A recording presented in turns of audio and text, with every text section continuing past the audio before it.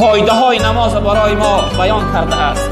می فرمایند اقیموا الصلاة ان الصلاة تنهی عن الفحشاء والمنکر. نماز را ادا کنه، نماز را برپا بداره، نماز شما را از فحشا و منکر منع می داره. نماز بخوانه، نماز شما را از فاحشگی، از زیناکاری، از میزدگی، از یعنی دیگر نوع گناه هایی که امروز درد جامعه مسلمان ها شده است، نماز شما را باز می داره. این همه ناپاکی و بد اخلاقی که در جامعه پیدا شده است برادران بزرگوار از روی بینمازی هست، از روی ناپاکی هست. نماز انسان اصلاح میکنه، نماز انسان نورانی میگردانه.